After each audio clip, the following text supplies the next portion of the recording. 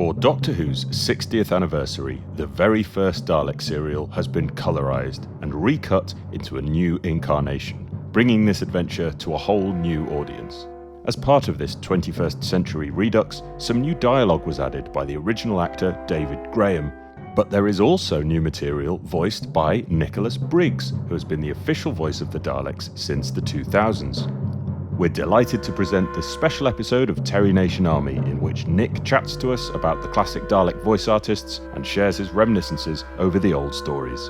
Make sure you're subscribed to be notified of part 2, when Nick will share some marvellous anecdotes from his work on the new series, not to mention Big Finish and his other experiences in the Whoniverse.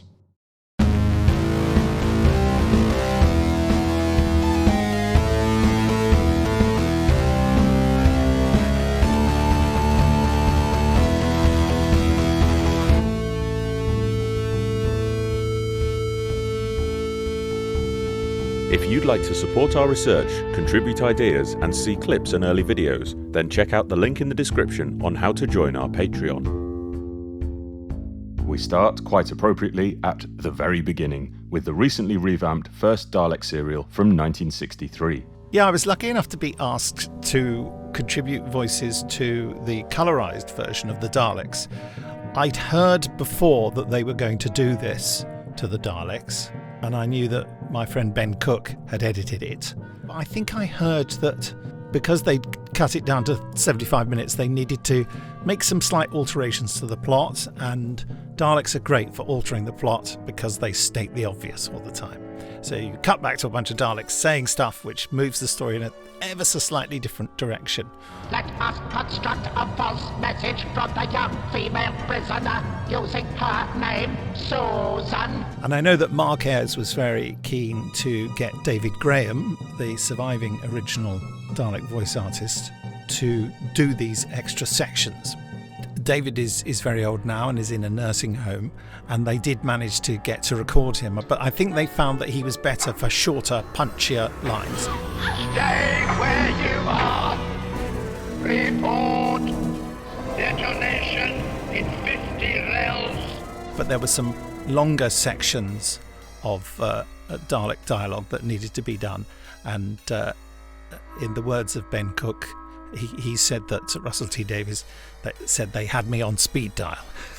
That's not quite the case, but they got in touch with me and said, look, there are these sections here that we need these new lines recorded for. So they sent me a link to the almost finished version of it, and then and then Mark asked me, as I thought he would do, Mark Ayres this is, asked me if I'd record without modulation, because I'd heard from the earlier sections that what he's done with the Dalek voices, he's added extra modulation to them, so they sound more like so the effect sounds more like the Daleks we sort of know today, even though it still sounds authentic to the old stuff. And I knew that modulation effect is something that I probably couldn't easily match, whereas Mark had all the settings. So what I gave him was me doing it without any modulation, which I've got more and more used to over the years, actually, with the loudness of the modulation really doing my ears in. I quite often listen to it without the modulation, even when the modulation is being added.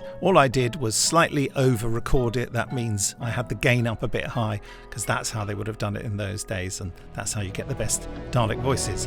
You are guilty of an attack against the Dalek City. I gave them loads of alternatives for every line. I did some as Peter Hawkins, I did some as David Graham, that sort of style, and that very much more staccato delivery, and Mark Ayres sent back a lovely message. Nick reflects on the writing style of the progenitor himself, Terry Nation. They really do pull you in, and it's like reading a Dan Dare comic strip. It's all built around the cliffhanger, and you almost feel that they don't really know how they're going to get out of it. It's a great skill to be that strident a storyteller, but it's all done from necessity. He did that job out of necessity to start with, didn't he? And he thought, right, I've got to do this. And then, as he said, run like a thief in the night. The original two Dalek performers were David Graham and Peter Hawkins, and for Doctor Who's 50th anniversary, Nick was called in to portray Peter Hawkins in the drama An Adventure in Space and Time, which transported us back to the show's inception in 1963. I didn't see a script. I thought I was just going to be Peter Hawkins walking down the corridor drinking a cup of tea or something. I didn't think I'd actually have a scene where I thought, you know what I mean? It was just a favour for Mark because he's such a great old friend and has done, so many favours for me. I wanted, and he was doing me a favour, getting me involved in this. But yeah. And then he said, we're going to do the first scene, so off you go. And they expected me to know the lines as well. Luckily, I did know the first line. And so I had to do it just dry. But in the dubbing session afterwards for the other lines that are heard on the telly when Carol Ann Ford's out in the street being the mother and you can hear the Daleks talking, all that, I did take my ring modulator, but they said, can we take a drive feed? I said, because this isn't really authentic to how it was done. And whoever did that sound design on there perfectly reproduced the correct kind of modulation, didn't they? You and your companions need a drug to stay alive. They did a fantastic job, I thought. And even the ADR stuff, as I say, I did give them my standard ring modulation, but I said, take a drive feed anyway, which they did. And yeah, and when I heard it, I thought, God, that is really close.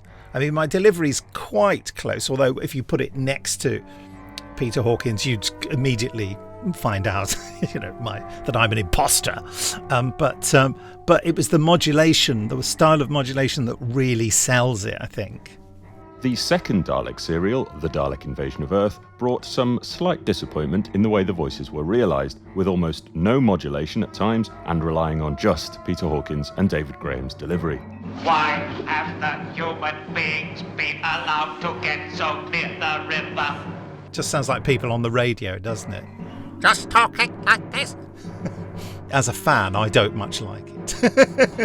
And I always think, oh, what a shame, and what on earth led them to do that? I mean, with Dalek Invasion of Earth, it was only the second one they'd done, and I really just think it's a question of people thinking, oh, that's it, isn't it? I don't think anyone said, I think this time we'll have less ring modulation. I just think someone said, oh, this is how we set up the Daleks. I think we had this and we did that. That sounds weird, doesn't it?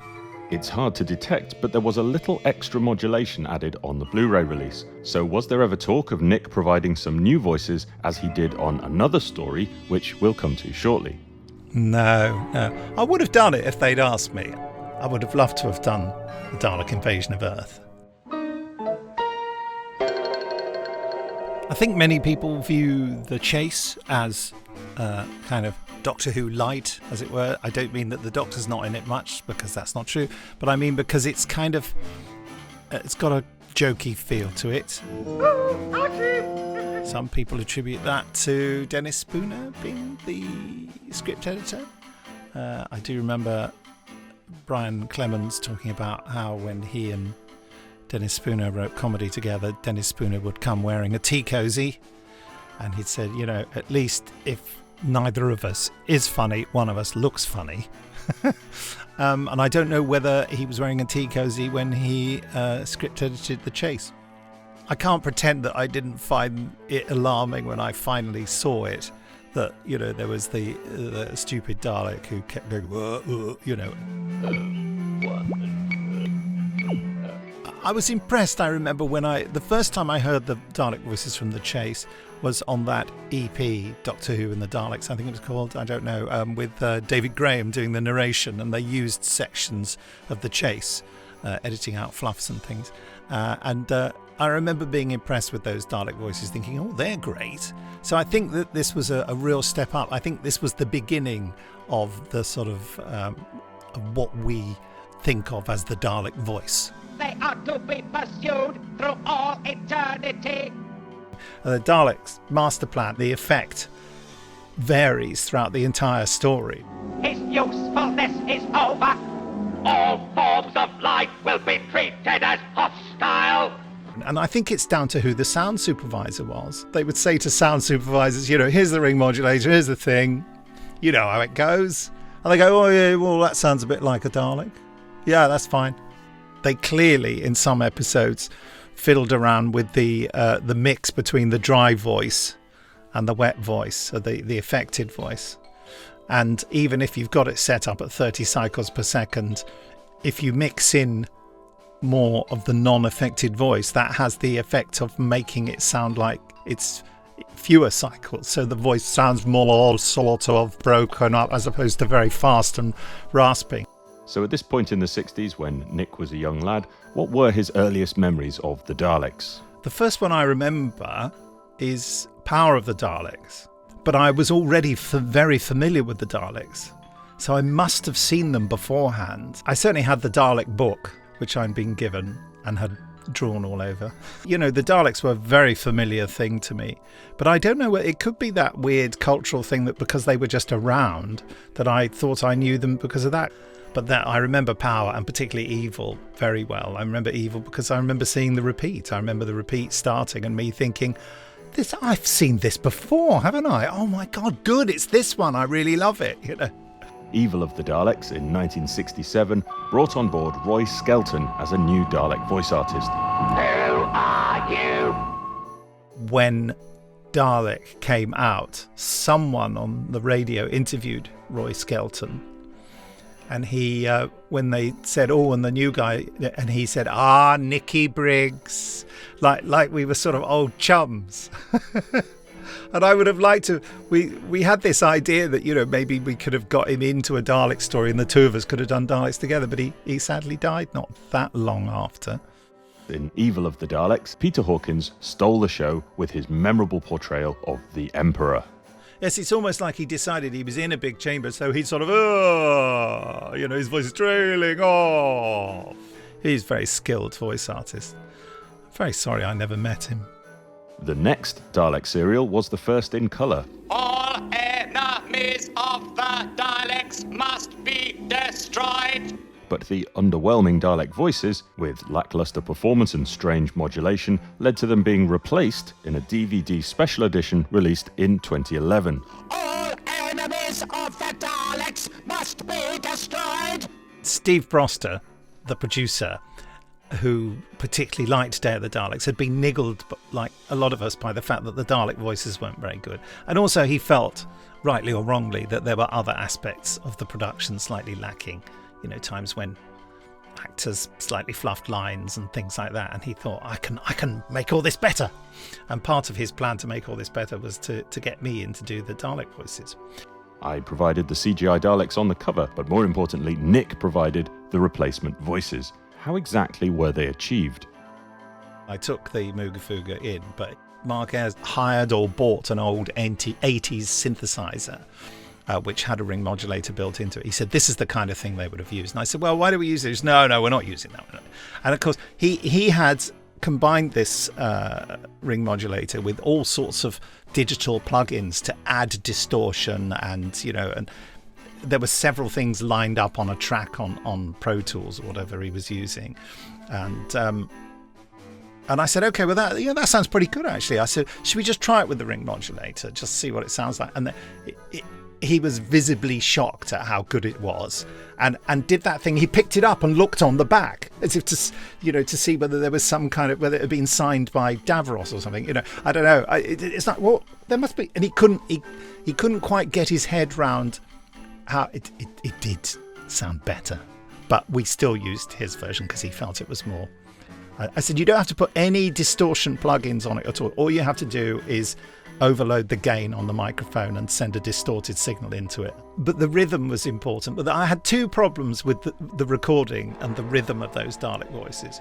One is that because it's too slow, it's very difficult not to fall into speaking in that staccato way. But I opted for extending words so it wasn't so staccato. So you're trying to fill the gap that's been left by the voice that was originally on there. But at the same time, you're at least making a stab at making your voice synchronize with the flashing lights. But the trouble is, of course, the original voices didn't synchronize with the flashing lights either. So that's a bit of a problem, isn't it? So I was fighting on two fronts and slightly failing on both. So that was quite a challenge, really. But I particularly like the fact that that's the version, probably by mistake, that BritBox have on. So, which I think Frank Skinner was the first person, clang, to draw that to my attention. He said, yeah, it's you on there, isn't it?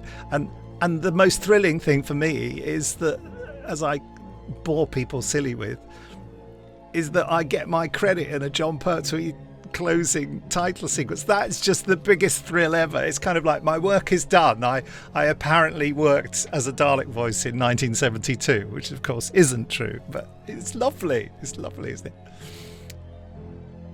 The next adventure saw the return of Dalek creator Terry Nation as writer, and Nick and I are in agreement that Planet of the Daleks features some of the best versions of the Dalek voice modulation in the classic series. The final phase of the operation is to commence immediately. You know, that was really one of the most electronic sounding Dalek voices, I think, there. And I think they had the gain on the microphones turned right up on there because it's very fuzzy. You know, and you can hear a lot of, you know, you can hear Roy Skelton breathing in and out quite a lot, can't you, on that? This story saw the debut of, or rather heard the debut of, a new Dalek voice artist, and one whose role in Doctor Who would later be cemented as Davros himself, and this was Michael Wisher. The antidote is prepared and ready to be administered. I sort of knew Michael, and he, you know, I certainly had many conversations with him. And he used to say, people say, so what do you do at conventions when they ask you all these questions? He used to say, well, I just make it up. He's quite proud of himself. I just say whatever occurs to me at the time. He felt no responsibility to tell the truth about anything. Yeah. The final Dalek story of the Pertwee era is one which is not much loved, but Nick and I both enjoy it greatly. And we can't really understand the prevailing view. What is it that people don't like about Death to the Daleks? It's a great story idea, isn't it? It's no more ragged round the edges than anything else going on at the time.